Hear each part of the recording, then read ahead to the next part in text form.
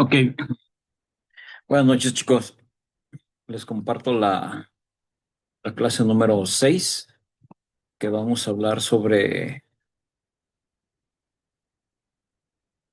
lo que es la violación a los derechos humanos y su documentación.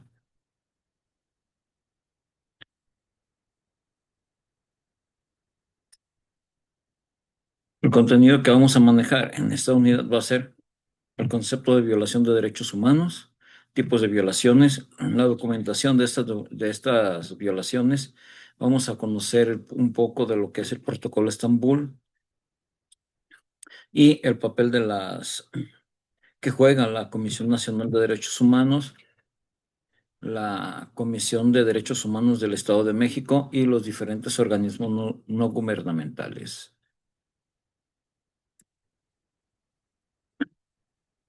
Dice, como cada clase siempre les he puesto una frase. Esta clase no va a ser la excepción. La frase dice, la muerte no es un enemigo. Señores, si vamos a luchar contra alguna enfermedad, hagámoslo contra la peor de todas, la indiferencia. ¿Y quién dijo esto? Ah, nuestro gran amigo Patch Adams.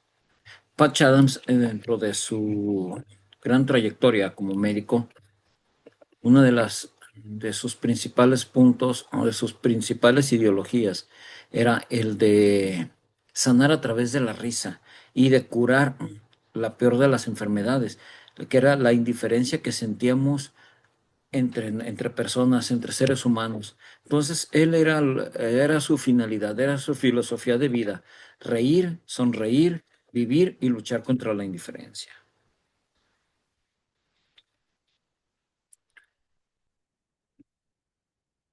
Ok, nuestro primer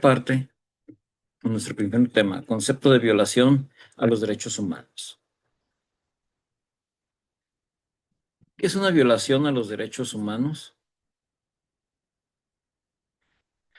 Una violación va a ser cuando por X circunstancia o por X situación nuestros derechos van a ser restringidos, van a ser vulnerados, van a ser transgredidos, ya sea por una autoridad o por acciones cometidas por un agente del Estado o que éste permita su comisión.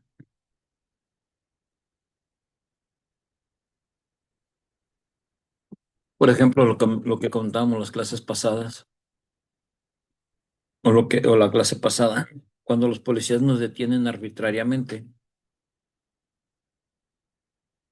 Cuando los policías nos detienen arbitrariamente, pues esta situación que se presenta del por qué nos detuvieron, cómo nos detuvieron, que no se nos está haciendo mención, se nos está informando la causa de la detención, el motivo por el cual se nos interrumpió nuestro camino y se nos violenta esa garantía. ¿Ok? Entonces, esto es por acciones u omisiones de parte de agentes del Estado. Si nosotros hablamos de lo que vienen siendo las anuencias que ellos permiten, sería aquellas personas influyentes, por así decirlo, aquellos influyentes que, porque tienen un amigo, porque tienen un familiar, porque tienen un conocido dentro de alguna dependencia gubernamental y se dedica a estar haciendo este menoscabo, ¿no? Estar haciendo esta vulneración o restricción de nuestros derechos humanos. Aquel vecino que tenemos que no permite que se estacionen en áreas verdes y anda poniendo cadenas, anda poniendo botes o anda molestando a la gente de que no te estaciones ahí. Te voy a echar la grúa. Es que no sabes con quién te metes. Es que esto. Todas esas agresiones que se permiten, que cuando llega una patrulla o llega una autoridad, él se presenta con ellos y porque conoce a alguien, los intimida y hacen lo que él quiera o la autoridad permite que siga haciendo lo que hasta la fecha venía haciendo con su autorización o con su negligencia, al no decirle o sancionar esa conducta, pues la persona lo va a seguir haciendo. Todas estas conductas permisivas que la autoridad hace hacia ciertas personas y que nos llevan a esa vulneración de nuestros derechos humanos. Eso le va a ser la anuencia, el permiso, la autorización de un agente del gobierno hacia una persona, hacia un tercero. Esto puede incurrir acciones u omisiones que limitan o impidan que una persona disfrute de derechos como la vida, la integridad personal, la libertad, la igualdad y la no discriminación.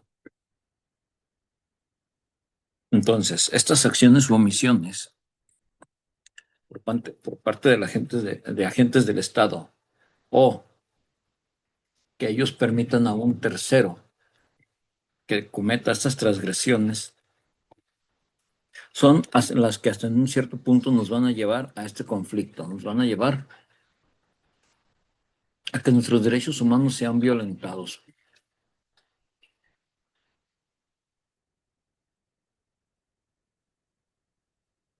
¿Cuántas veces he recibido amenazas de muerte? O de que te voy a matar, o de que si la vida es, tu vida va a ser mía y vas a ver, y no sabes con quién te metes, porque yo tengo amigos en la policía y todo. Entonces, esta anuencia indirecta o directa, no lo conocemos, te está llevando la persona, te está haciendo un menoscabo o te está limitando a ese derecho a la integridad personal, a ese derecho a la vida. El simple hecho de vivir con la zozobra, con la incertidumbre, con la timidez de que y si en verdad lo va a hacer y si no lo hace, entonces todo esto nos va haciendo este menoscabo, donde la autoridad ha sido permisiva hasta cierto punto de que no toma acciones o de que las autoridades llegan y, ¿sabes qué? Te reportaron de amenazas. El vecino de aquí a un lado dijo que tú lo amenazaste con una pistola y todo. Entonces la autoridad le está dando esa pauta, les está dando ese permiso, pudiéramos decir, de que actúe contra ti. Ay, después se va a ir a la policía y, sí que fuiste de chismoso, fuiste a decir. Y es donde va a empezar ese conflicto, donde vamos a empezar a ver que esos derechos se van a estar limitando. O las autoridades cuando te dicen, por aquí no puede pasar. ¿Por qué? Pues simplemente porque no quiere. Hay una situación, se maneja como control de seguridad, como medida de seguridad. Hay una hora en específico, me parece que es a las 9 o 10 de la noche, en la que en el primer cuadro, lo que viene siendo la calle Libertad, Ferrocarril, Manzano y 16 de septiembre, allí en los contornos de la Secretaría de Seguridad Pública, ya no se permite el acceso de vehículos o de personas pie a tierra, por la cuestión de que, por razones de seguridad, no se permite el acceso o el paso de gente o vehículos por este lado. Pero, ¿qué seguridad? ¿O por qué motivo? Entonces ahí estamos viendo un detrimento, estamos viendo un límite a nuestro derecho humano de la libertad de tránsito. Entonces, no hay una razón por la cual nos tengan que impedir ese paso. Sin embargo, se sigue haciendo. No se nos permite circular libremente si vivimos por la zona o si tenemos nuestro negocio. Entonces, no nos permiten hacer este paso libre. Entonces, no se cumplen de manera adecuada ahí lo que viene siendo los derechos, no se nos está dando esa protección. Al contrario, estamos siendo violentados por acciones de la autoridad. Al yo rodearle, me sucede que en una calle aledaña me asaltan o me roban mis pertenencias, voy y le digo a la autoridad, es que yo no puedo hacer nada, pues yo no me puedo mover de aquí. Entonces, por una acción de la autoridad, tuve un daño colateral y ellos están siendo omisos en atender ese menoscabo a mis derechos, a mi integridad personal. Entonces, ellos no se hacen responsables de lo que ocasiona. Entonces, hay que ver que la autoridad lleve a cabo sus medios de control o sus medidas de control de seguridad, pero, ¿sabes qué? Puedes pasar, pero únicamente pasa o a media calle o por la acera de enfrente, no pasas por enfrente del edificio, donde tú sientas esa seguridad de que puedes transitar por cualquier calle. Cosa contraria, no se debe confundir cuando hay un acto ilícito o cuando hubo un hecho ilícito donde se tienen unos acordonamientos y la gente llega y es que, pues yo tengo libertad de tránsito y andan pasándose los cordones y al rato andan haciendo pateadero de indicios. Es muy diferente ahí porque ahí es un lugar de hechos, es un lugar donde se cometió un delito en el cual hay indicios, hay vestigios de este hecho que van a servir a la autoridad para investigar y precisamente darlos con los culpables que limitaron o restringieron ese derecho a la vida de la persona. Entonces, eso es muy diferente. Ahí no es que se esté restringiendo, sino que simplemente se está protegiendo un lugar de hechos y no se está restringiendo las libertades de ningún ciudadano. Esa es la diferencia entre uno y otro, entre una situación y otra. Vulneración o restricción. Las violaciones a los derechos humanos pueden ser de acciones que directamente atenten contra los derechos, tortura o homicidio, y omisiones por parte del Estado que impidan que una persona pueda ejercer sus derechos, falta de acceso a la educación o a la salud. ¿Ok? Entonces, los derechos de acción son aquellos derechos, las vulneraciones de acción o las violaciones de acción van a ser aquellas que atentan directamente contra los derechos y las omisiones van a venir precisamente a impedir el ejercicio de esos derechos.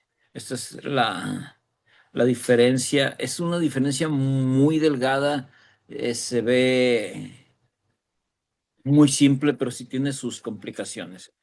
Que a los dos son derechos, sí, pero una es atentan contra el ejercicio, atentan contra los derechos, mientras que la otra atenta contra los ejercicios. Por ejemplo, en la primera, las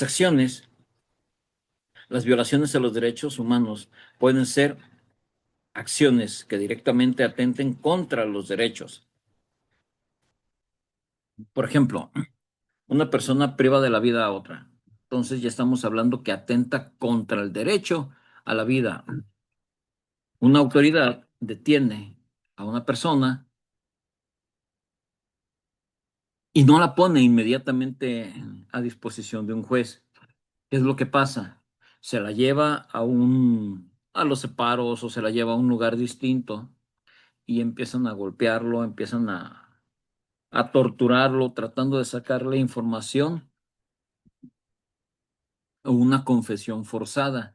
Entonces ahí ya es donde se está atentando contra el derecho, contra los derechos a la integridad física, que es la tortura, y contra la vida, que viene siendo el homicidio. Y una omisión por parte del Estado impide que una persona pueda ejercer sus derechos. Si eres de una zona pobre, pues tienes que trasladarte a otra colonia para que puedas estudiar, porque como esa colonia es muy pobre, entonces yo no le veo caso, no le veo necesidad de poner una escuela. Voy a hacer una inversión grande. ¿Y cuántos van a ir? No, mejor que se muevan de su colonia a otra para que puedan estudiar. Entonces yo ya aquí estoy impidiéndole a esa comunidad, a esa colonia, que ejerza de manera adecuada su derecho a la educación y se los estoy coaccionando para que si tú tienes o quieres tener derecho a la educación, vete a la otra escuela. De aquel lado hay una escuela, vete a esa colonia y ahí estudia. Igual, es una colonia grande, de escasos recursos, pero mm, sobrepoblada.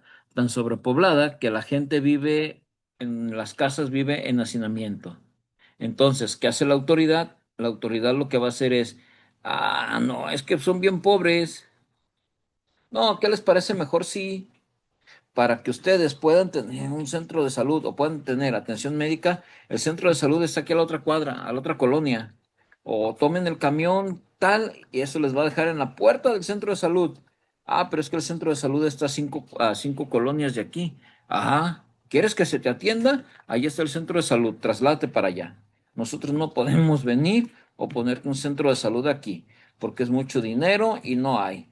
Entonces, esas acciones o esas omisiones por parte de la autoridad son las que van a estar impidiendo que de manera adecuada la población o los gobernados ejerzan sus derechos de manera adecuada, de manera eficiente, donde ellos vean o se beneficien de estas atenciones.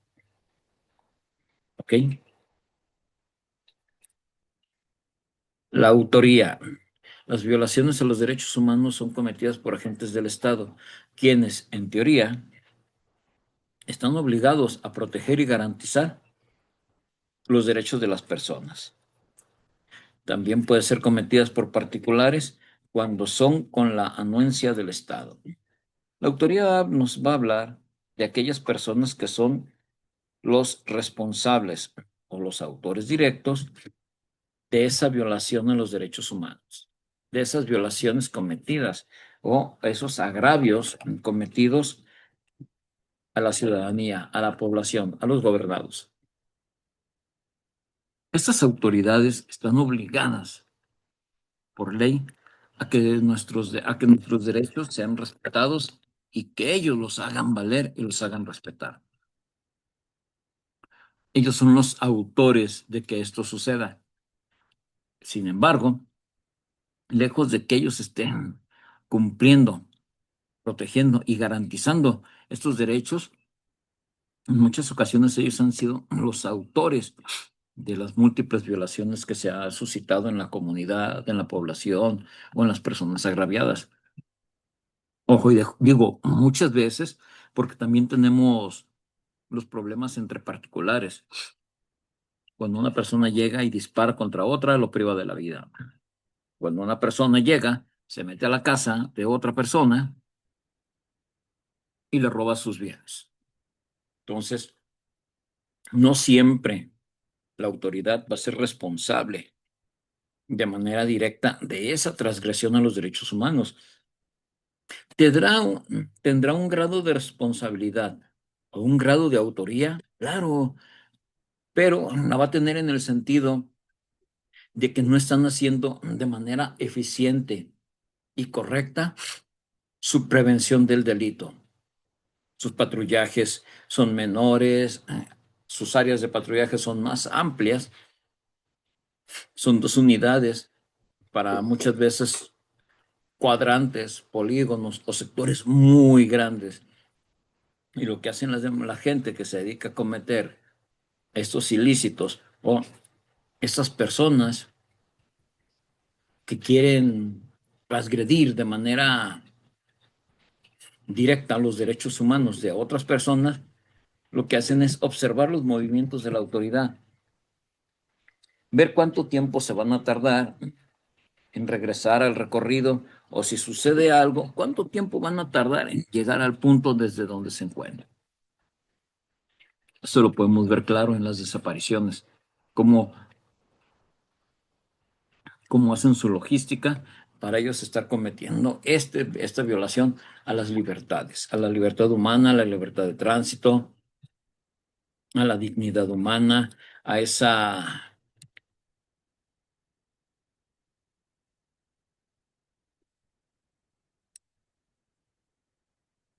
integridad personal, se me fue la palabra. Entonces, estas autoridades o estas personas van a ser los autores, van a ser sobre los que va a recaer la autoría de las violaciones a los derechos humanos. La relevancia. Estas violaciones pueden tener consecuencias devastadoras para la víctima y para la sociedad, ya que generan desconfianza en las instituciones, aumentan la violencia y la criminalidad, así como obstaculizan el desarrollo de la sociedad. Ok, es tan importante que estos derechos sean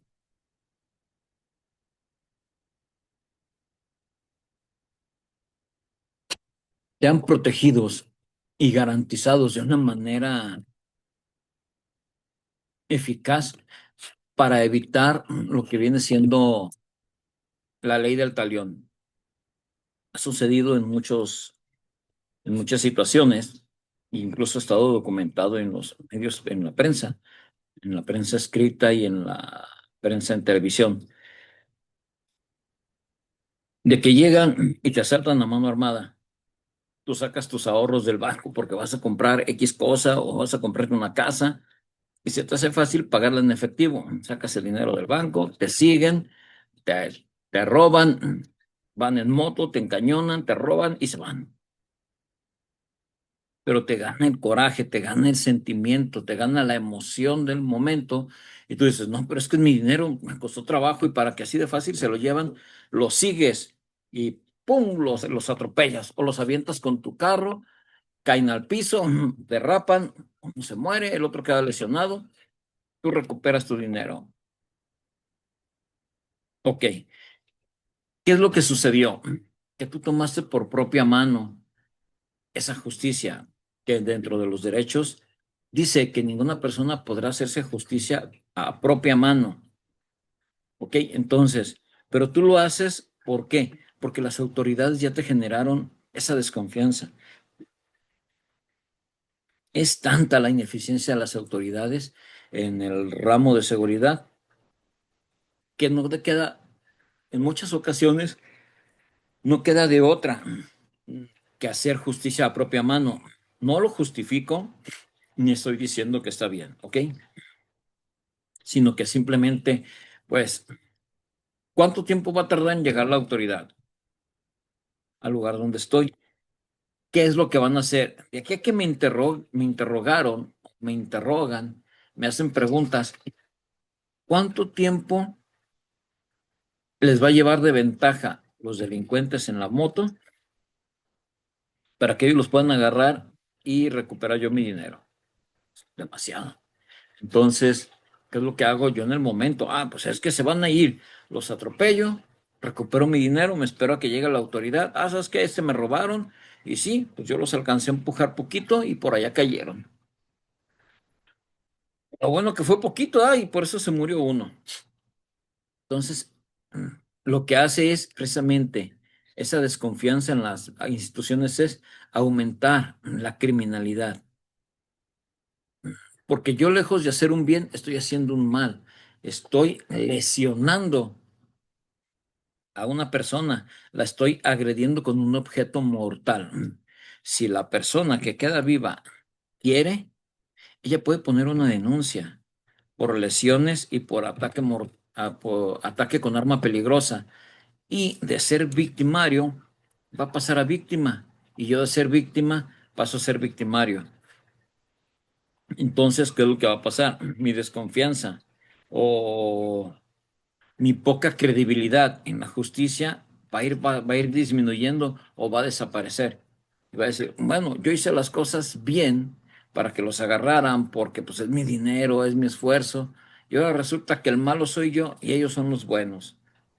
Voy a perder mi libertad. El dinero lo voy a perder. ¿Por qué? Porque ese dinero que yo llevaba lo voy a invertir en gastar en abogados, en mi libertad, en la fianza, la reparación del daño. Entonces, todo esto va a llevar una consecuencia más grave. Y todo esto va a trascender en el desarrollo de una sociedad, porque voy a tener que implementar planes de seguridad, mejores planes de seguridad, voy a tener que implementar programas de concientización hacia la ciudadanía de que no se hagan los héroes, de que no intenten enfrentarlos, porque van a suceder van a suceder consecuencias graves. En este caso, pues los atropellé y yo recuperé mi dinero. Pero en el caso de que en verdad vayan armados, se volteen y hagan detonaciones y me maten o maten a la persona, entonces ya tenemos ahí la relevancia, tenemos la trascendencia en el desarrollo de la sociedad, porque ahora voy a tener que hacer gastos extra en campañas de prevención, campañas de concientización.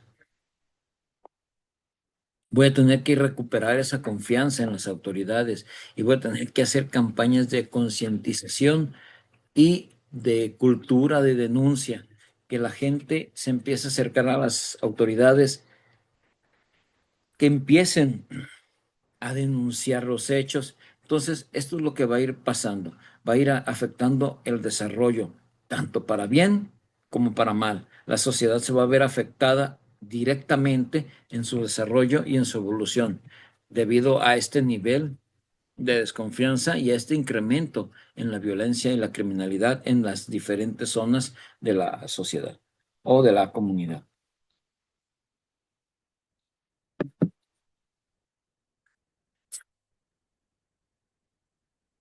Prevención y protección. Los mecanismos de protección de los derechos humanos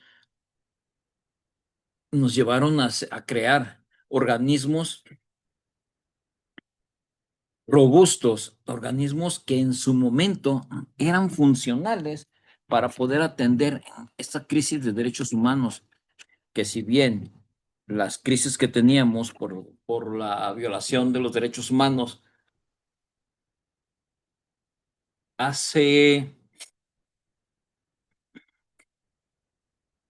20, 30 años, no es la misma que tenemos ahorita en la actualidad.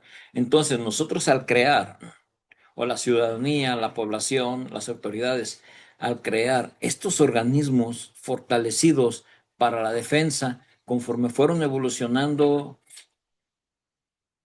sociedades, fueron evolucionando las leyes, esos organismos no evolucionaron tan así que la ley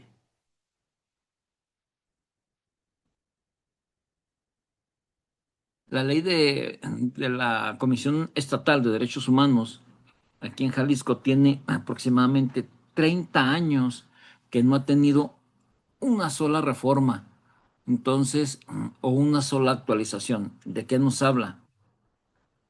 Que nuestros organismos encargados del respeto, la garantía y, y la protección de estos derechos no ha evolucionado con nosotros, no ha evolucionado con la sociedad y está aplicando una ley totalmente obsoleta, totalmente desactualizada, donde ya los estándares que manejan en esa ley no tienen nada que ver con la actualidad. Y lejos de ayudarnos, nos perjudica porque esas leyes van a quedar cortas en muchas acciones sustanciadas o en muchas acciones fundamentadas en su ley, porque ya no van a estar al día, ya no van a estar a la par del derecho penal, del derecho administrativo. Entonces, estos órganos, lejos de ser de ayuda, ahorita en la actualidad están siendo perjudiciales, porque al no actualizarse en sus leyes y al no estar actualizados en políticas públicas para promover el respeto a sus derechos, ¿qué es lo que va a pasar? Que va a ir mermando mi capacidad de respuesta, va a ir mermando el que a mis ciudadanos me hagan valer mis derechos. Y aún así, estas autoridades todavía siguen con ese rezago de 30 años, siguen capacitando a los agentes del Estado en materia de derechos humanos. Siguen capacitando a policías estatales, policías municipales, policías ministeriales. Con esa ley obsoleta o con esa ley carente, siguen capacitando. Entonces, estoy capacitando a los policías o a las autoridades gubernamentales, las estoy capacitando para un mundo de derechos humanos que en la actualidad ya no existe. Les estoy dando o los estoy obligando a tomar una capacitación totalmente basura, totalmente inservible, porque no está actualizada, no está al día. ¿Ok?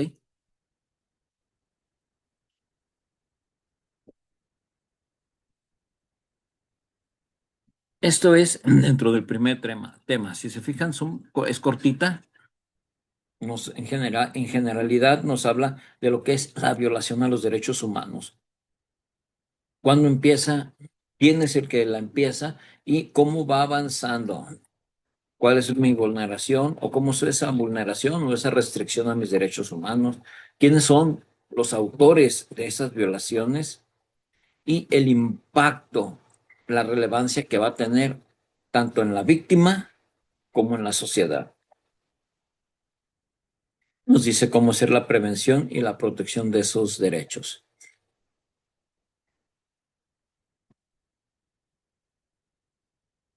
obligando al Estado a que ellos sean los responsables y los garantes de estos derechos. Tipos de violación de derechos humanos. Dentro de los tipos de violaciones vamos a tener violaciones por acción, que son aquellas donde se cometen actos que directamente vulneran los derechos de una persona, como la tortura o la ejecución extrajudicial. Aquí nos estamos refiriendo a esos homicidios o a esas ejecuciones que se dan en la calle, que va una moto circulando, ven a su objetivo, le gritan por su nombre, voltea, le disparan. Eso es una ejecución extrajudicial. Todos estos ajusticiamientos que hay en la calle por parte de delincuencia organizada, estos ajusticiamientos o ajustes de cuentas que hay entre vecinos, que llegó con el machete, que traía una pistola, que traía un cuchillo, todo esto va a entrar dentro de una ejecución extrajudicial. La tortura, pues, simplemente por su, por su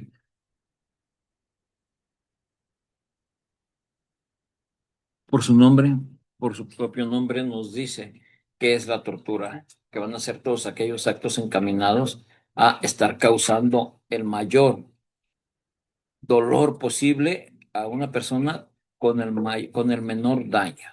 ¿Ok? Las violaciones por omisión van a ser aquellas donde el Estado o un actor público o privado no cumplen con sus obligaciones de garantizar los derechos como falta de acceso a la educación, falta de atención médica, falta de una vivienda digna, de una alimentación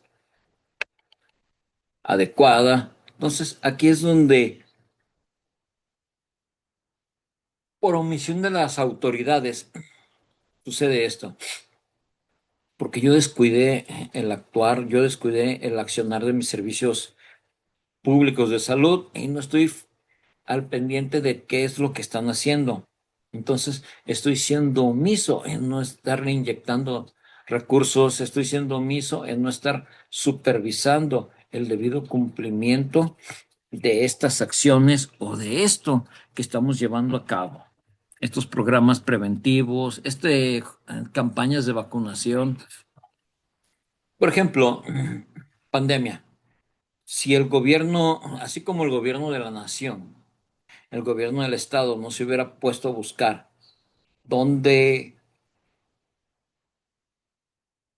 dónde conseguir estas vacunas y empezarlas a distribuir dentro de la población o hacer un centro masivo de vacunación, si el gobierno federal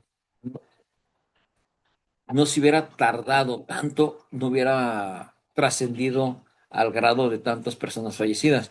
Pero el gobierno federal fue omiso al decir que era una simple gripita, que con una estampita de la Virgen, con eso se iban a curar, o tomando diario un tecito de limón. Entonces, aquí estoy siendo omiso porque no le estoy garantizando ese derecho de acceso a una atención médica o atención o ese derecho de a la salud, a la población. Al yo decir estas cosas en son de burla o en son de que la gente está exagerando, entonces ahí estoy yo cometiendo omisiones contra mis gobernados. El ejemplo anterior, el de la educación, igual, si yo, no, yo les prometo que voy a hacer el famosísimo caso. ¿Cuántas personas no se inscribieron? ¿Cuántas personas no están esperando? Incluso me parece que ya salió la primera generación. ¿De qué? No sé. Pero no hay ni una sola universidad de las llamadas universidades del bienestar donde se prometió que iba a ser una educación totalmente gratuita, totalmente al alcance de todos. No hay una sola escuela. Yo estoy siendo omiso. Yo hice un programa o yo diseñé un programa educativo donde iba a ser un acceso totalmente gratuito a la educación, pero no tengo planteles, no tengo maestros, no tengo dónde hacer, no tengo esta infraestructura para llevar a cabo. Entonces, ahí yo estoy siendo omiso en mi obligación de garantizarle a la población ese derecho. Yo les dije, lo van a tener. ¿Cuándo? No sé, pero lo van a tener. Entonces, estas son las violaciones por omisión, los tipos de omisiones en los que va a incurrir el gobierno o una persona. Las violaciones por aquiescencia.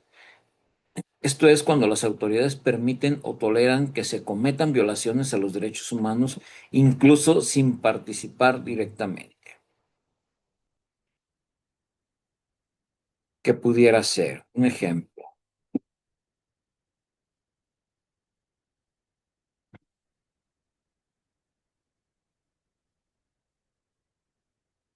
Déjenme pensar para darles un ejemplo acertado, no un ejemplo vago.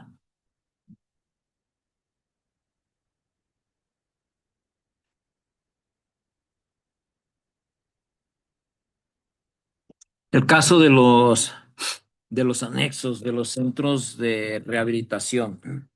No los gobiernos, se supone que deben estar gobernados por el gobierno del estado o mínimo por la Secretaría de Salud o por el Consejo de contra las Adicciones, cosa que no está regulado. Pero en esos centros, en esos anexos, es bien sabido que se cometen múltiples violaciones a los derechos humanos. Pero yo como gobierno o yo como gobernado, no, como gobernante, yo como gobernante sí les autorizo, les estoy dando un permiso para que ellos se constituyan físicamente en ese domicilio como salvando vidas de la quema de las patas del diablo. Entonces, yo autorizo que se cree el anexo o la fundación salvando vidas de quemar las patas al diablo. AC, Asociación Civil, claro.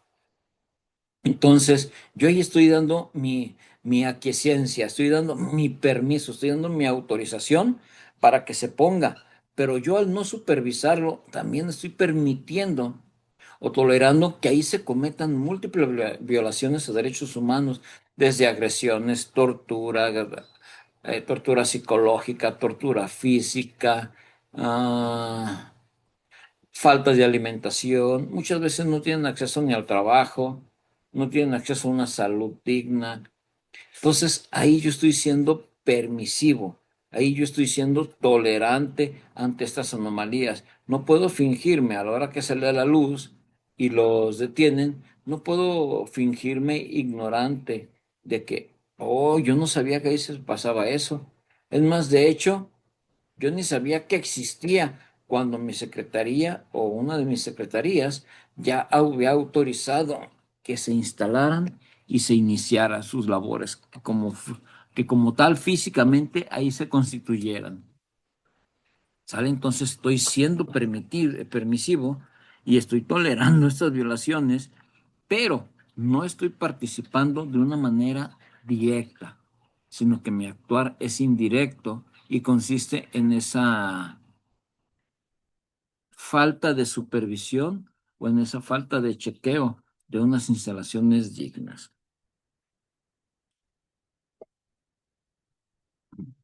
Violaciones sistemáticas son las violaciones que se producen de manera reiterada y organizada, generalmente por parte del Estado o de grupos armados, como en dictaduras o durante conflictos armados.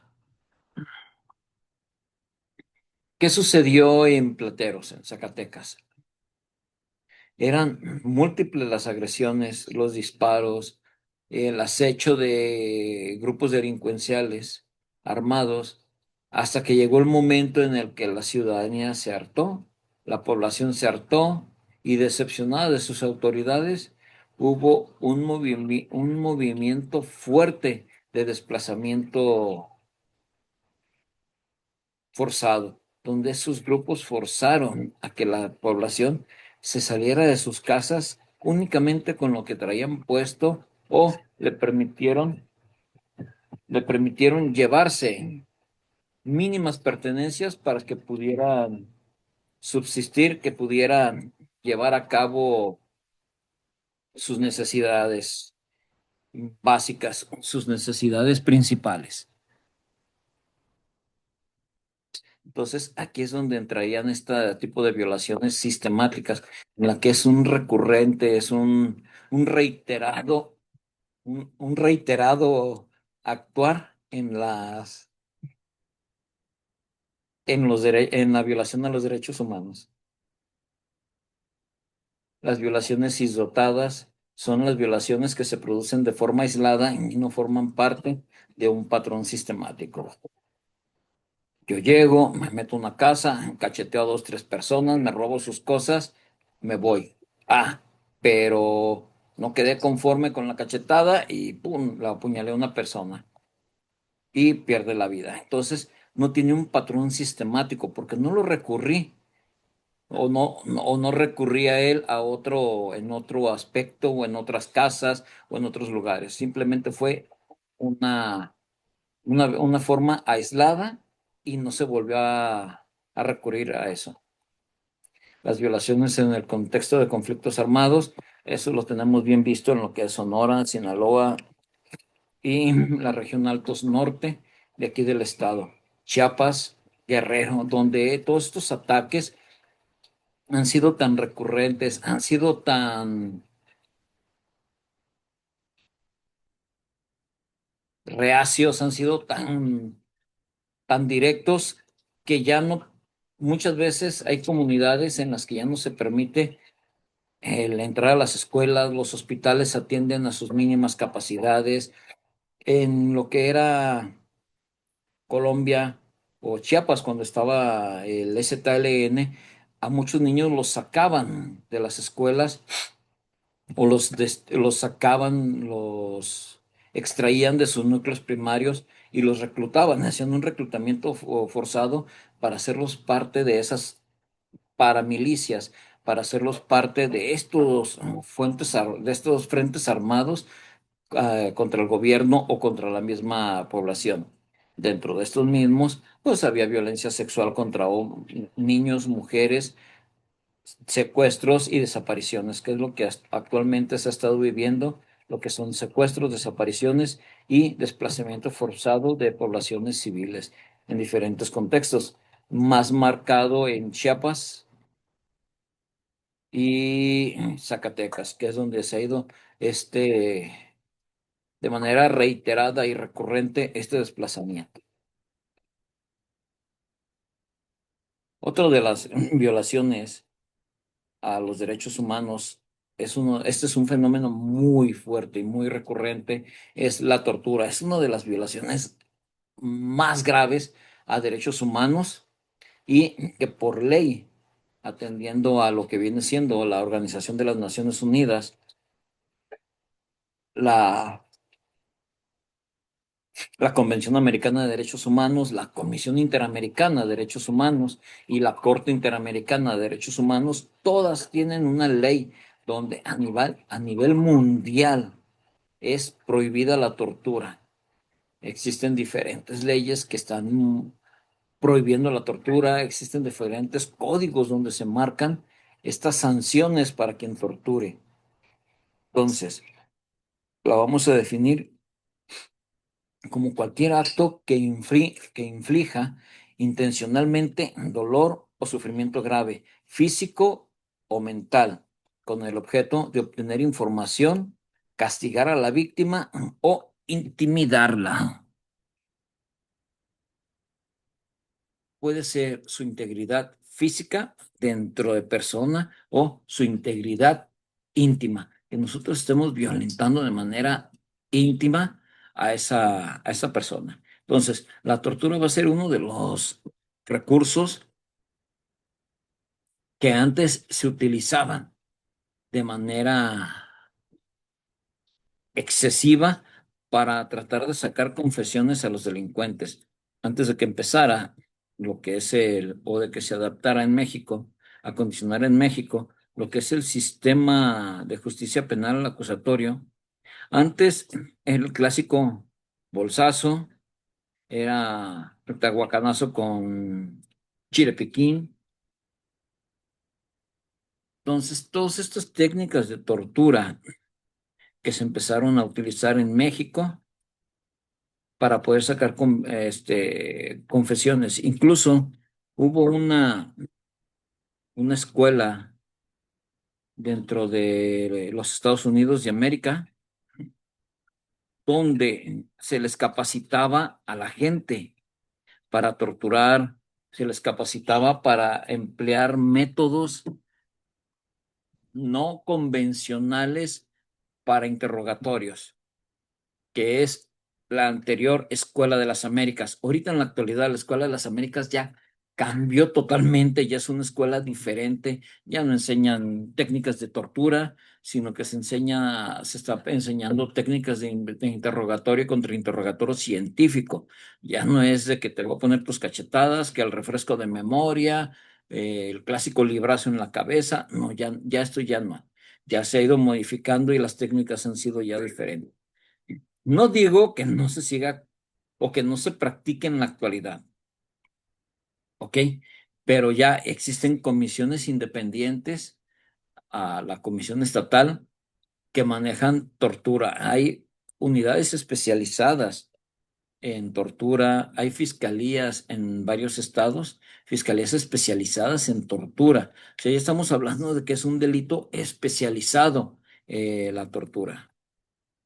La práctica de la tortura es una violación de de la dignidad humana y causa graves daños psicológicos y físicos, según el gobierno. ¿Por qué según el gobierno?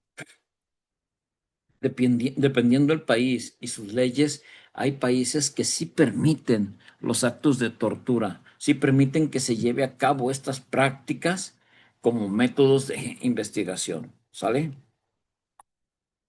Consecuencias de la tortura. Vamos a tener daño a la salud física y a la salud mental.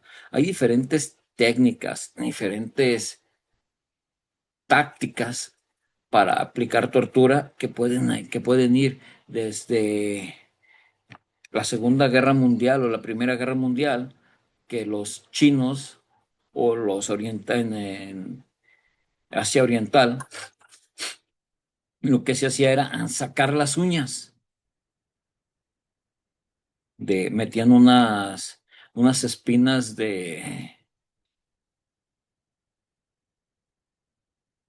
unas astillas de bambú o metían unas espinas, no recuerdo bien el árbol que era, y lo que hacían era desprender la uña de esa piel y después con unas pinzas jalar, arrancarla de la raíz. Era una de las torturas más dolorosas. Boko Haram, Estado Islámico, ISIS, Sendero Luminoso, mm, todos estos grupos religiosos, todos estos grupos, quiero encontrar la palabra.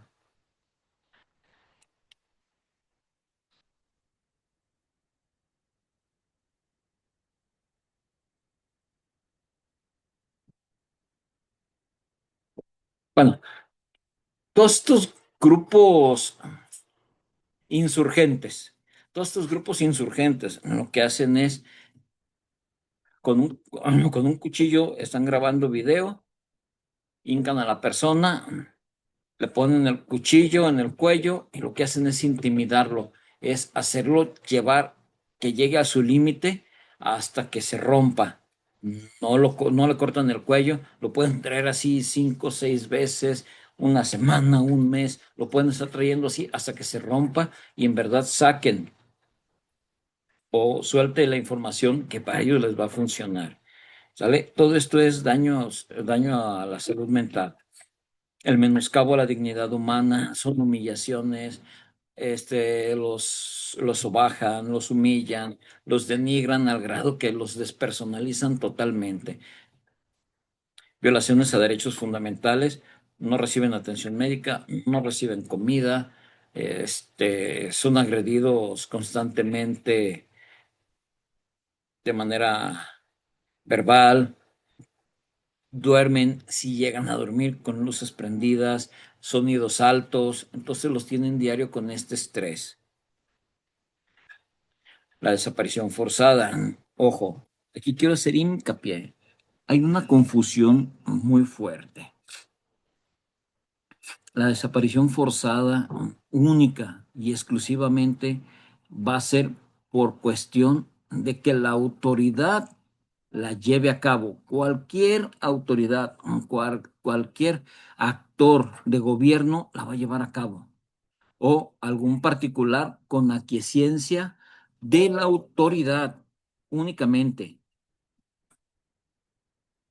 Según la Ley General en materia de desapariciones, nos va a manejar dos líneas, lo que es la desaparición forzada, que es la desaparición que es cometida por las autoridades, que es múltiple, que es multiviolatoria de derechos humanos, y la desaparición cometida por particulares, que no porque sea por particulares, está exenta de esta múltiple violación de garantías, de derechos humanos y garantías también se da. Pero una desaparición forzada, perdón, una desaparición cometida por particulares no está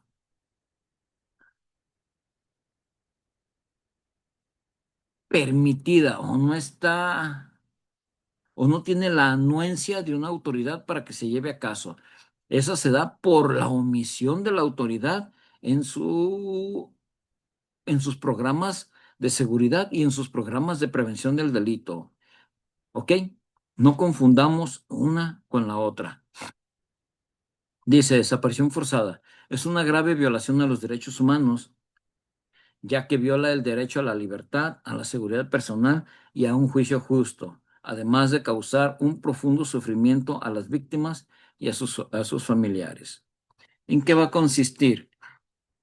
Va a consistir en que precisamente la incertidumbre que dónde estará, si tendrá frío, si tendrá calor, si está comiendo, si está durmiendo, este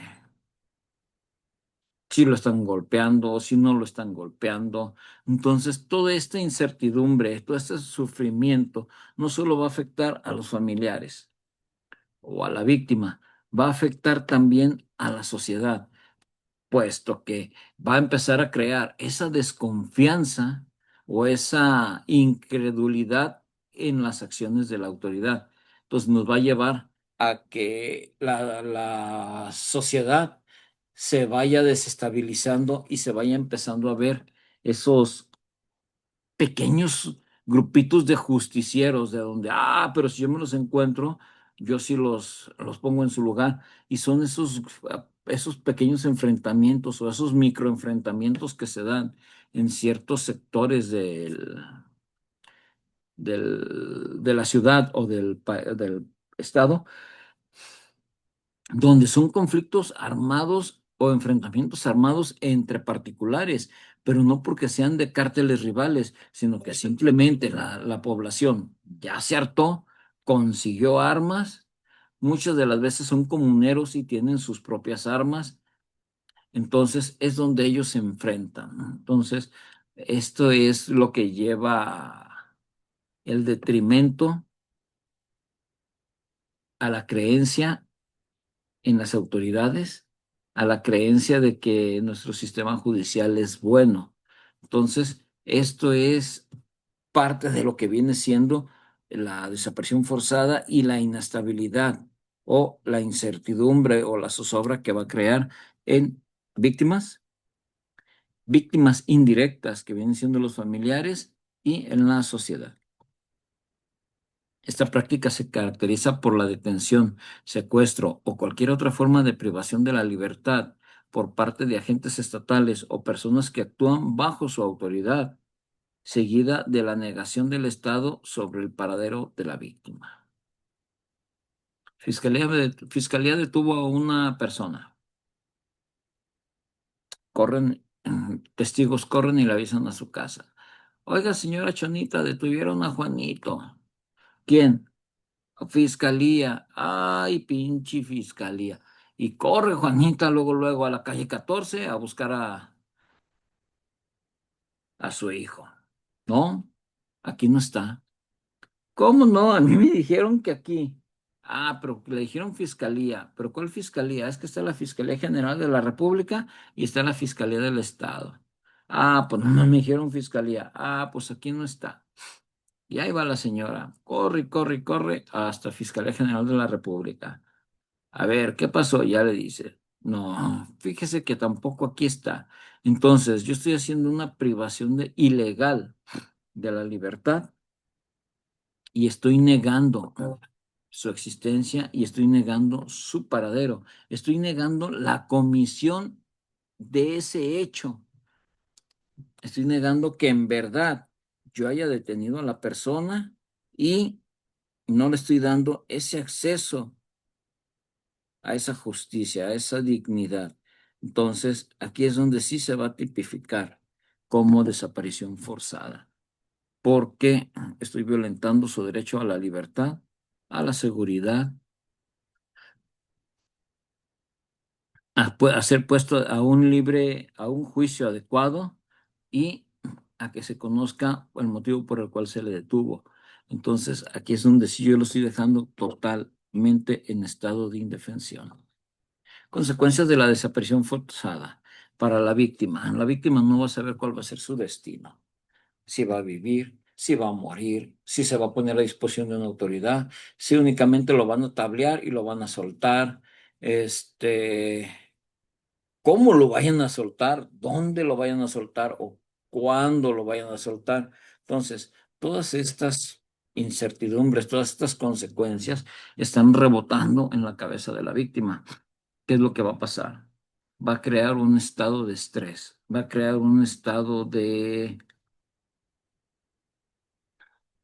vigilia permanente, donde con el tiempo y dependiendo del tiempo que se encuentre en cautiverio, va a generar posteriormente un trastorno de estrés postraumático, donde y posiblemente, me atrevo a decir que posiblemente hasta una agorafobia pueda llegar a tener esta persona debido a esa desaparición forzada.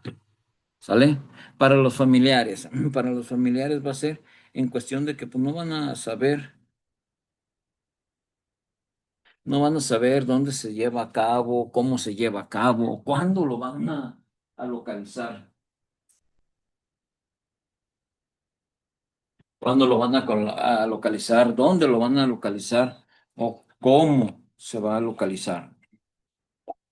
Entonces, todo esto es lo que va a pensar la familia. Y para la sociedad, porque va a tener que empezar a crear medidas y medidas un poco más fuertes, mecanismos de protección más reacios, mecanismos de seguridad, todavía con mayor fuerza para que se implementen patrullajes, se implementen controles de seguridad preventivos. Vamos a robustecer esas leyes que a consecuencia de diferentes hechos se han ido creando. Entonces vamos a empezar a convertirnos en un estado punitivo, lejos de ser un estado preventivo. Entonces, todas estas consecuencias son las que van a conllevarse para la sociedad. ¿Qué acciones vamos a tener que realizar? Denuncias, búsquedas, reparación de los daños o la reparación más bien la garantía de no repetición. Entonces, todo esto es lo que tiene que ver, las acciones que tiene que hacer la autoridad para garantizar que a esa persona no se le vuelva a violentar o no vuelva a ser víctima de una violación de derechos humanos. La discriminación, al igual que la tortura y la desaparición forzada, la discriminación es uno de los delitos o de los delitos que más violentan garantías individuales, derechos humanos y más generan desigualdad e incertidumbre en la población. Dice, se refiere a la desigualdad de trato injustificada que impide a una persona disfrutar plenamente de sus derechos y libertades. Esta desigualdad se basa en características personales como raza, género, edad, religión, orientación sexual, entre otras, y afecta la dignidad y el bienestar de la persona. Con tantas modificaciones que ha habido a las leyes, actualizaciones, reformas, si ahorita yo digo, es que el jotito, ah, ya es una manera de discriminación por su orientación sexual. Entonces, ¿qué tenemos que decir? Ah, mm, Tal cual es una persona homosexual. Si es una persona gay como tal, lo tenemos que decir a la persona gay o fulano de tal con una orientación sexual hacia el mismo género. O sea, buscar las formas donde no se oiga tan despectivo, no tan peyorativo o que se oiga de una manera hiriente para que vaya a afectar la dignidad de la persona. Entonces, tenemos que empezar a adaptar nuestro lenguaje para no ser como las culturas anteriores mexicanas. Que si está prietito, ¿qué onda mi negro? O ese morenazo, la clásica carrilla, o que trae los pelos parados, mi chino. Entonces, todas estas son formas de discriminación. Hay unas formas de discriminación micro y unas macro, pero al final de cuentas, todo es discriminación. El clásico bullying en la escuela de que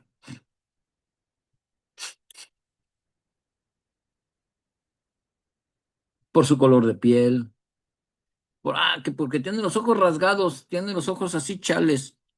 ¿Qué onda mi chino? Pero pues estoy bien lacio. No, pero es que tiene los ojitos de alcancía. Entonces, esas son microdiscriminaciones, pero trascienden porque llegan a herir a la otra persona. Ya macrodiscriminaciones, estamos hablando de acciones ya más fuertes, donde la finalidad es humillar. Forma de discriminación. Vamos a tener una discriminación directa, que es el trato desigual basado en características protegidas. La discriminación indirecta, políticas o prácticas que, aunque no son discriminatorias, a primera vista tienen un efecto discriminatorio sobre grupos en específico. ¿Qué sucede cuando en el gobierno del estado se empieza a implementar las políticas de equidad de género? En la Secretaría de Movilidad empieza a haber un tema, algo muy marcado. Empezaron a entrar grupos femeniles, agrupamientos femeniles. Entonces, ¿qué pasaba? Antes era un círculo muy cerrado, los motociclistas eran puros hombres. Empieza a haber mujeres que saben andar en moto, ok, llegaban, se integraban al agrupamiento, pero no. ¿Yo por qué voy a traer una moto vieja? Las Kawamil, las Polis 1000. No, yo soy nuevo elemento y dentro de la perspectiva de género, a mí me tienes que tratar conforme a eso. Entonces, yo quiero una BMW. Y empezaron a esos agrupamientos o a esos bloques femeninos que empezaron a entrar, los empezaron a agrupar, perdón, los empezaron a equipar de una manera mejor, dándole una preferencia. Al 80% de las mujeres se les dio motos buenas, mientras que los demás policías andaban en motos viejitas. Ah, empezaron a salir a patrullar los vehículos o las unidades nuevas para las mujeres, mientras había policías de años, incluso comandantes que les dejaban sus unidades carcanchita que apenas si se movían o parecían vehículos de leña, como echaban humo. Entonces, dentro de esta política de perspectiva y equidad de género, caíamos en una discriminación, caíamos en acciones discriminatorias hacia los hombres, dándole ese favoritismo o esa preferencia a las mujeres, que es atendiendo esto, políticas o prácticas que aunque no son discriminatorias a primera vista, tienen un efecto discriminatorio. Y así empezó. No, es que yo soy mujer y ¿por qué debe tener las preferencias? Es que ustedes son una institución patriarcal y se rigen por el falocentrismo.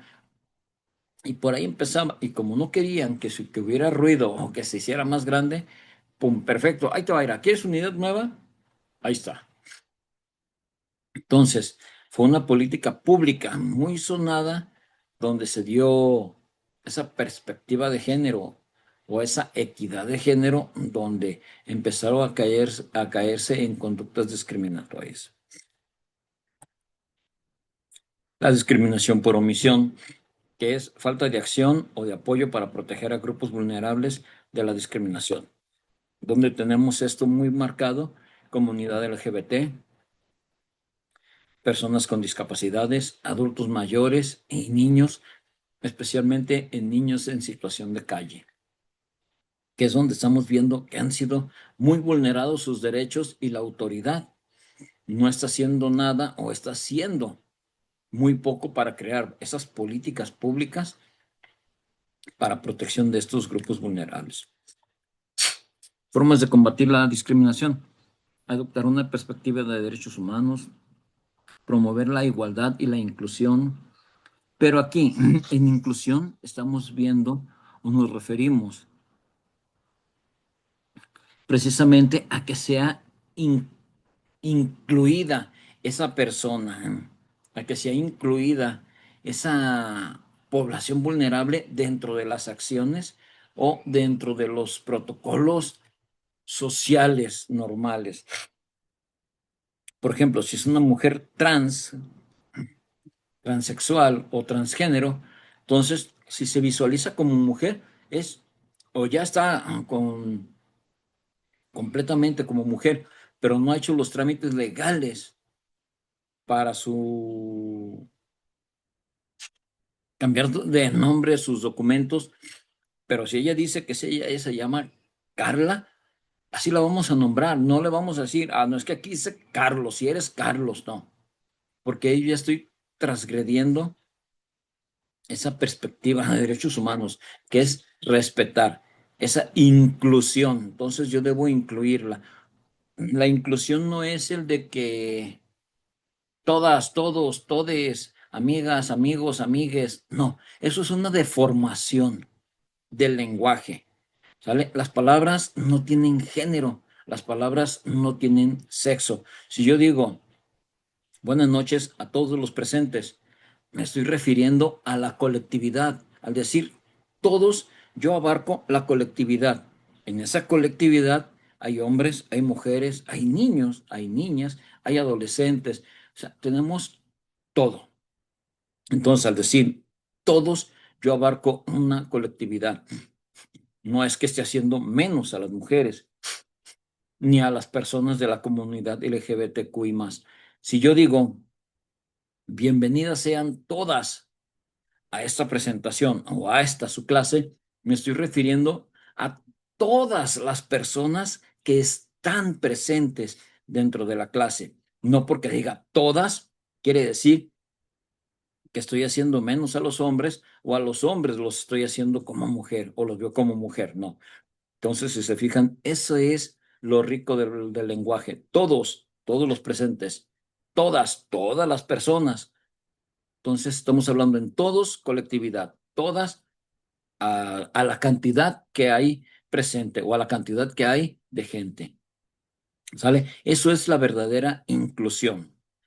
El hacer que las comunidades vulnerables tengan un trato igual o equitativo y sean incluidos dentro de una sociedad, no las deformaciones al lenguaje.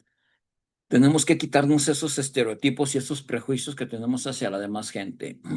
Que porque, ay, mira, ahí viene el chueco, ahí viene el tártaras. No, es una persona con una discapacidad o una atrofia de músculos o una atrofia de movilidad. Entonces, el chuequito, no. Entonces, todo esto es lo que tenemos que empezar. Impulsar una justicia social y denunciar o sancionar la discriminación. Violencia institucional es una de las más marcadas, donde yo no le voy a hacer caso, pero es tu jefa, pero es mujer. No, yo no tengo por qué obedecerle a una mujer. Una mujer está mal. Una mujer no debe ser jefa porque puede ocasionarnos muchos problemas. Su forma de pensar es que esto, entonces estamos entrando ya en una violencia institucional. ¿Dónde se vio esto muy marcado? En las elecciones pasadas, en los comicios pasados, cuando se eligió a la presidenta Claudia Sheinbaum. Entonces, ahí, aquí en el estado se dio una campaña de desprestigio donde no se quería mujeres o donde no se les estaba dando acceso a las mujeres al registro a su candidatura. Entonces, allí sí empezamos a ver ese tipo de violencia política e institucional.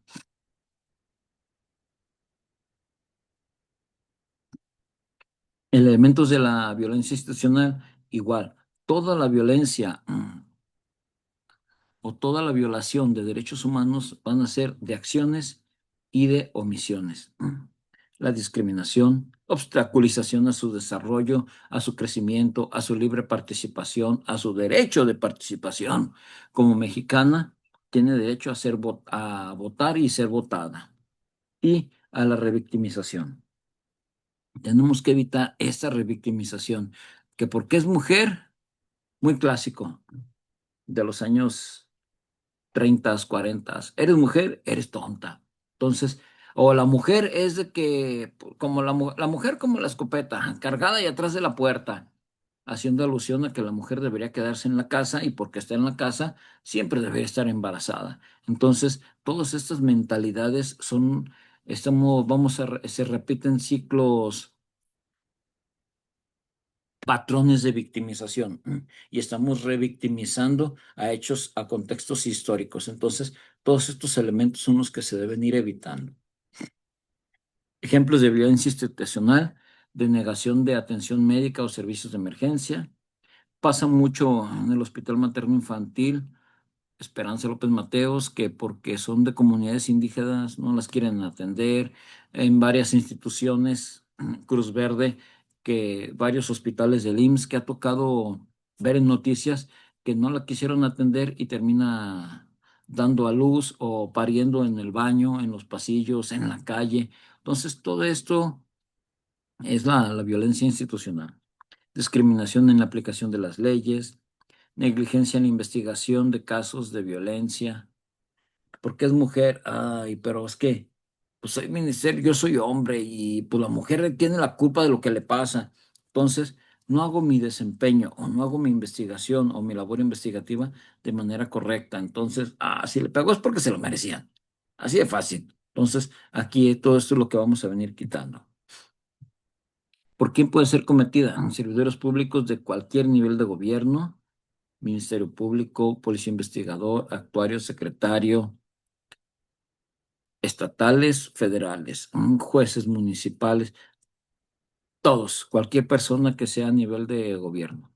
Profesionales de la salud, nos referimos médicos y enfermeras, profesionales personal de seguridad, llámese seguridad pública o seguridad privada, y profesores y personal de la escuela. Entonces, todo esto es donde vamos a ver ese tipo de violencia institucional. Impacto de la violencia institucional, pues va igual, va a tener daño psicológico y emocional, tanto de menor como a mayor escala. Aislamiento social, pérdida de la confianza en las instituciones. Ok, nuestro tercer tema. Vamos a ver lo que es cómo documentar esa violación de los derechos humanos. La documentación de las violaciones de los derechos humanos es un proceso sistemático para registrar y analizar hechos que puedan constituir una violación de derechos humanos. Es una herramienta fundamental para defender los derechos, identificar patrones de violencia, de violación y buscar justicia y reparación para las víctimas. Porque es importante documentar. Ok. Es importante documentarla porque con ella vamos a identificar patrones. ¿A qué nos referimos? Vamos a identificar conductas recurrentes en esa violación de derechos humanos de la autoridad. ¿En qué institución fue? ¿En qué área fue? ¿Y en qué consistía? Entonces, si yo estoy viendo que constantemente la gente se queja de la misma falta, de la misma forma en que fue tratada, entonces yo aquí ya estoy identificando el patrón. Entonces no es una generalidad que sea fiscalía, sino es específicamente el Ministerio Público de tal agencia de atención temprana. Entonces ya estoy empezando a ver, yo como autoridad de derechos humanos, ¿qué es lo que voy a hacer? Voy a empezar a levantar mis actas, voy a empezar a tomar nota de todo esto. Cuando él ponga su queja, yo anexo mis actas y voy a solicitarle a la autoridad. A ver, manifiéstame qué es lo que está sucediendo con el Ministerio Público tal, porque todas las personas se están quejando de esto y de esto y esto. Tengo documentadas 25 quejas. Entonces, a ver, le hago llegar el contexto en general de las quejas para que él informe si sí, si no o en qué consistió, o si hubo una mala interpretación por parte de las víctimas. Justicia y reparación. Aquí nos va a dar acceso precisamente a que si esa violación o esa recurrencia en la violación de derechos por parte de una autoridad, si fue real, entonces que la persona sea sancionada conforme corresponda a derecho y repare el daño ocasionado a las víctimas con su negligencia. Si la persona perdió algún bien a consecuencia de esa negligencia, entonces que la autoridad lo reponga. O si no tuvo un acceso a una justicia digna, entonces que se le reponga o se le brinde un asesoramiento y acompañamiento para que de manera correcta se le tenga ese acceso a la justicia. La prevención, pues precisamente nos va a servir para estar haciendo campañas de prevención para evitar que se sigan cometiendo este tipo de actos con esta cierta autoridad y promover que se responsabilice a los infractores. Difusión y sensibilización. Vamos a empezar a hacer de conocimiento de todas las personas en qué consisten las violaciones, en qué se basan y qué es lo que podemos hacer. Hacer que la gente sea sensible, que sepa distinguirlo y si ella es un receptor de una violación, que lo denuncie, que difunda esta información y que difunda en qué consiste esa violación a la cual ha sido víctima de manera recurrente. ¿Cómo documentamos la violación? Va a ser a través de una denuncia, ya sea de manera formal, una persona o un grupo de personas que aleguen haber sido víctimas de una violación a sus derechos humanos o que tengan conocimiento de que a alguien se le violaron sus derechos.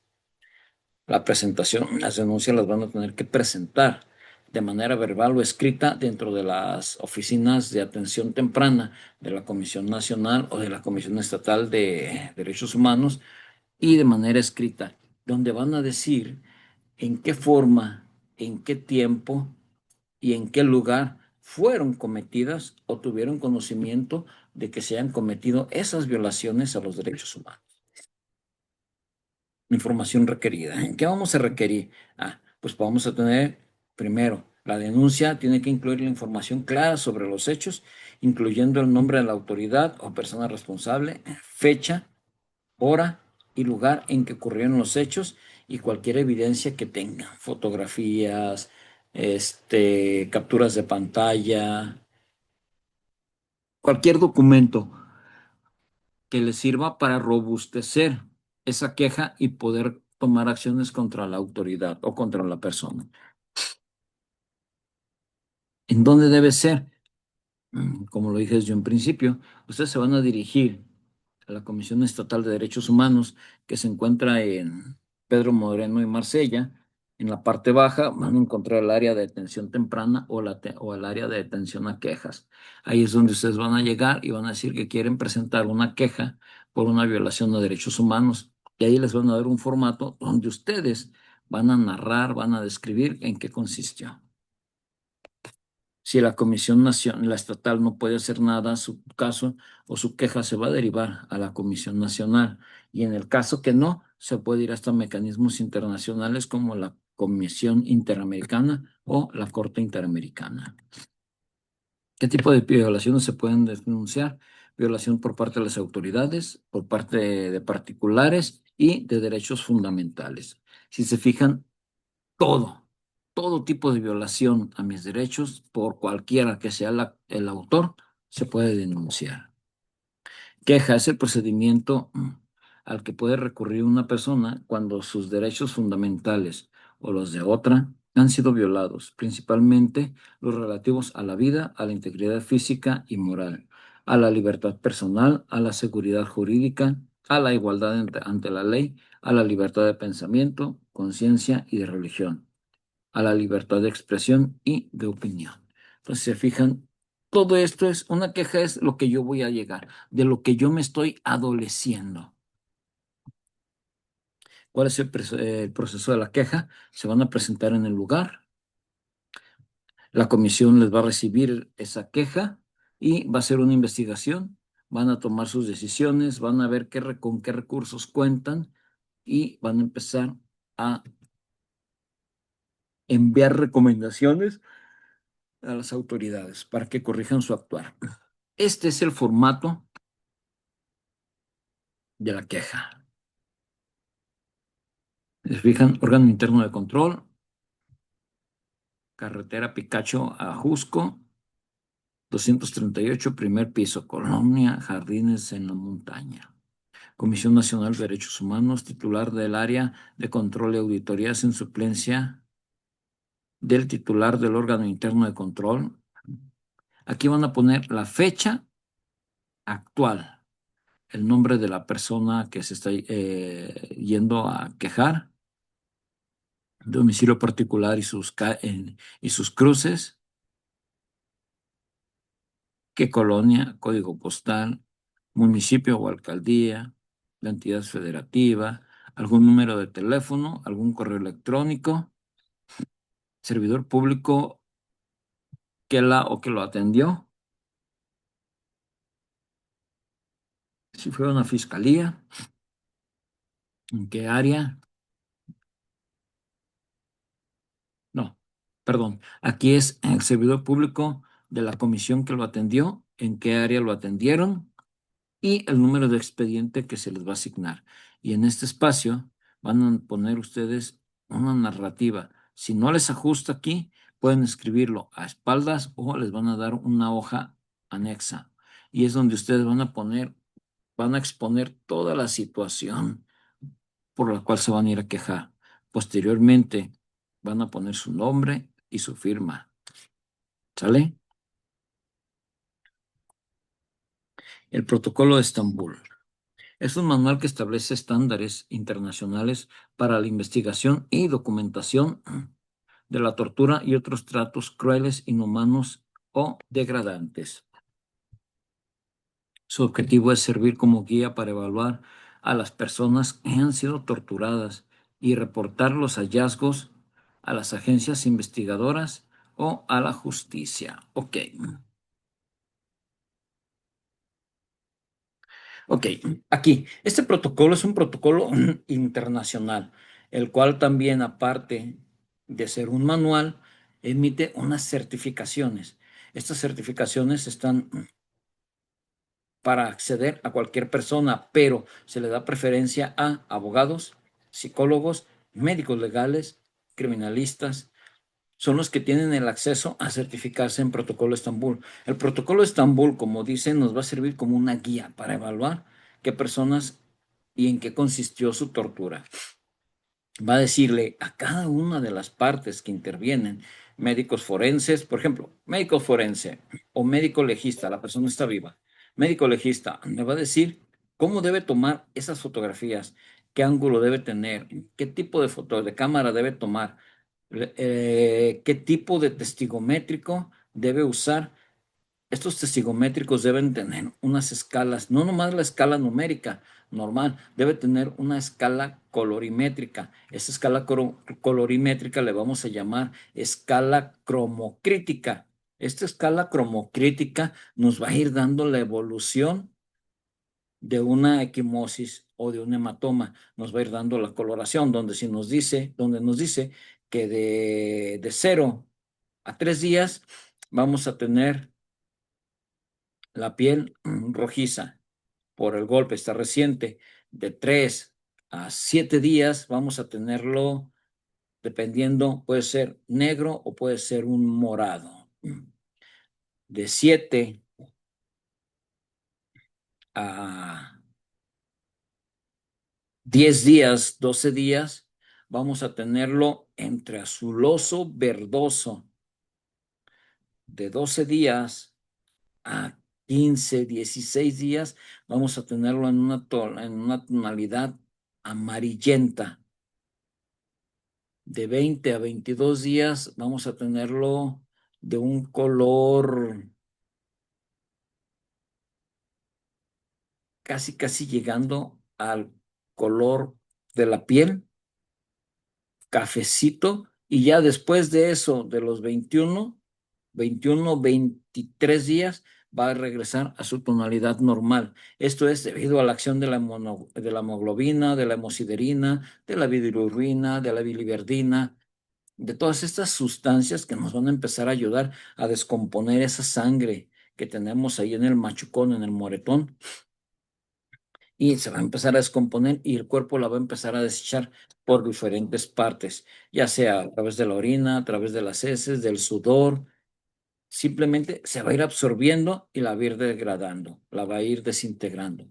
Y es las coloraciones que le va a ir dando en diferentes tonalidades. El hematoma, ¿qué tanta inflamación tiene? La diferencia entre un hematoma y una equimosis es precisamente eso. El hematoma tiene un abultamiento, tiene una hinchazón, mientras que la equimosis es el moretón simplemente. ¿Ok? Entonces, también el hematoma va a tener una cromocrítica y nos va a ir dando las coloraciones de cuánto tiempo tardan en evolucionar y desaparecer. Entonces, le voy a decir al médico legista, tú debes tomar estas fotos, ¿ok? Debes tomar estas medidas, debes tener estas características. Tú, psicólogo, debes hacer estas preguntas, debes llenar este protocolo, debes llevar esta secuencia. A ver, tú, eh, abogado, debes hacer estas preguntas, debes tener este contexto.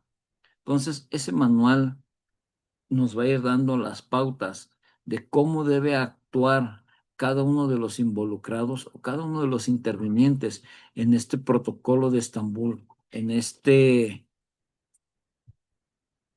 manual de interpretación. ¿Sale? Igual le va a decir al médico legista, a ver, ¿dónde le duele? La articulación. Ok, ¿qué articulación? El hombro. ¿Le duele al moverlo hacia adelante? No, le duele cuando lo mueve hacia atrás. Ah, ok.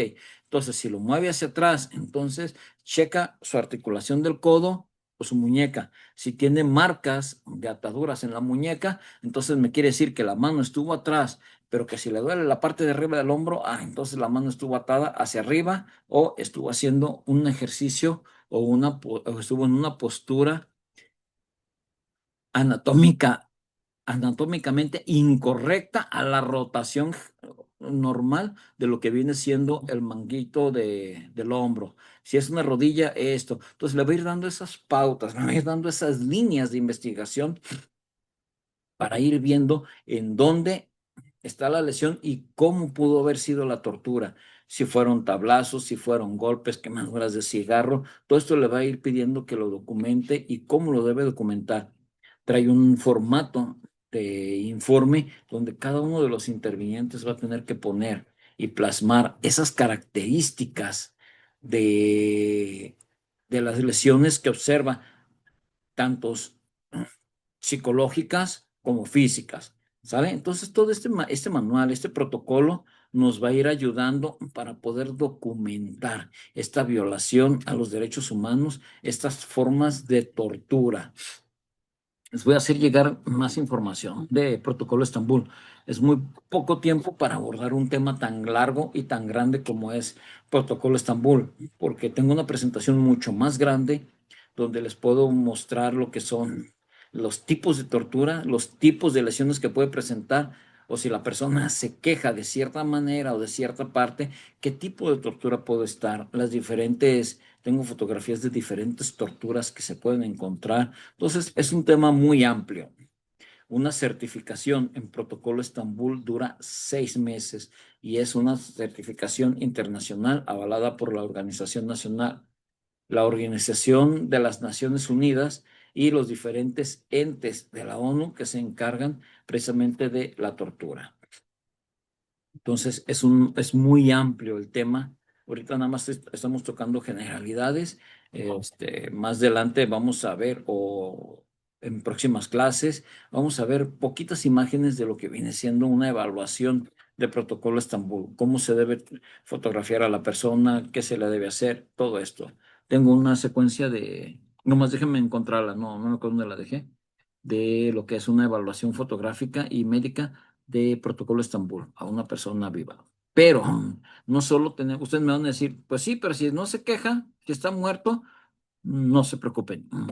A la par del Protocolo Estambul, tenemos el Protocolo de Minnesota. Este Protocolo Minnesota nos va a hablar precisamente de los actos de tortura. Va a ser algo así. Es un manual que establece estándares internacionales para investigar y documentar la tortura y otros tratos crueles, inhumanos, degradantes en personas sin vida o personas fallecidas. Protocolo Minnesota se va a aplicar para personas fallecidas, mientras que Estambul se va a aplicar para personas vivas.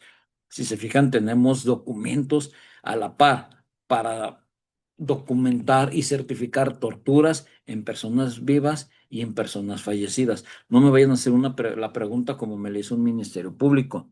Y si la persona está incinerada, ¿podemos investigar la tortura? No, porque no tenemos esa muestra fehaciente de dónde está la tortura o cómo está. Pues está incinerado, está cremado, están las cenizas. De la ceniza no me va a decir, mira, aquí hay una torsión, mira, aquí le duele. No, entonces no se puede. En un cuerpo cremado no se puede buscar, no se puede aplicar protocolo Minnesota, ¿ok? Suena muy ilógico, pero a veces sí se encuentran hasta ese tipo de preguntas. Y ya, para terminar, el papel de la Comisión Nacional, de la Comisión de Derechos Humanos del Estado de México y de los diferentes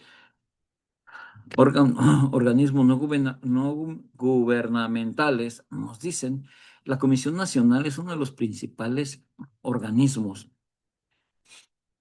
que no pertenecen al gobierno, que es de los que más motivan, de los que más están llevando a cabo el respeto y el trato digno a los derechos humanos. Es aquel que nos está diciendo, ¿sabes qué? Estas pautas no van así, cámbiale, estos estándares modificaron, hay que estarlos llevando.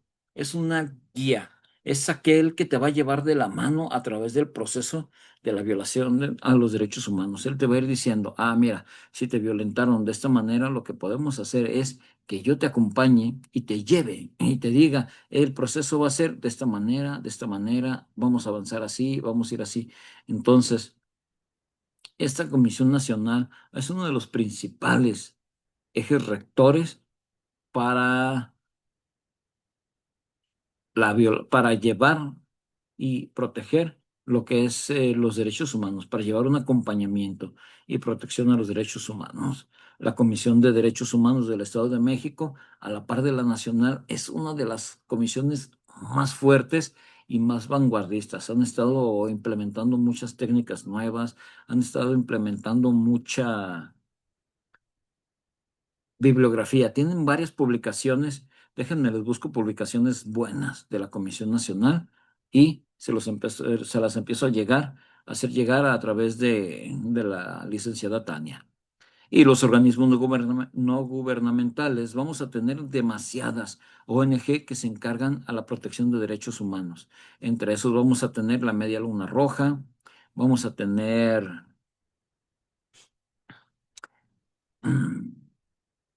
diferentes instituciones que se van a encargar, ya sea en Medio Oriente, a llevar comida, a llevar educación en los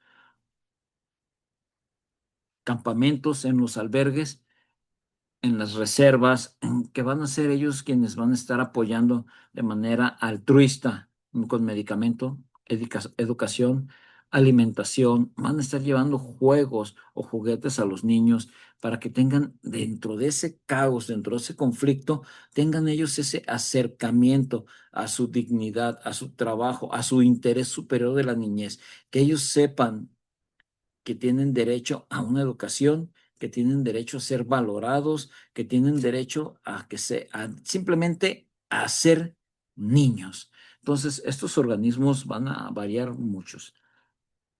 Cada uno tiene su principal objetivo. Es raro el que cumple todos los objetivos a la par. Entonces, cada uno se enfoca en diferentes cuestiones, cada uno se va a enfocar en diferentes perspectivas, ¿sale? Entonces, gracias. Igual, la recomendación, si tienen dudas, preguntas, ahí está mi número. Ay, no es cierto, permítanme, déjenme les corrijo porque este número está mal. Permítanme tantito. Vamos a hacer una corrección.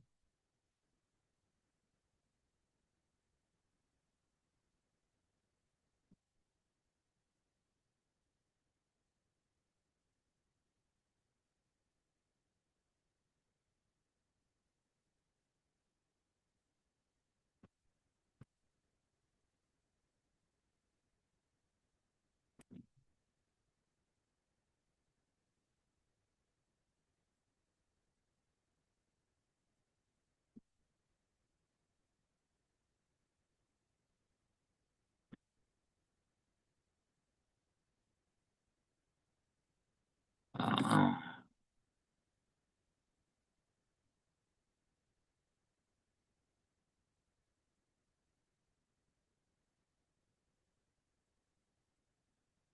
ahora sí, ahí les dejo mi correo electrónico. Si tienen dudas, preguntas o quieren algún material en especial, sin problema, me mandan mensaje. Mi número 33 22 23 65 52. Sin problema, mándenme un mensaje, nada más me dicen su nombre y de qué escuela o de qué grupo son. Y sin problema, con gusto les comparto la información, ¿sale? Entonces, nos vemos la siguiente clase. Hasta luego. Recording stop. Ahora no dijo.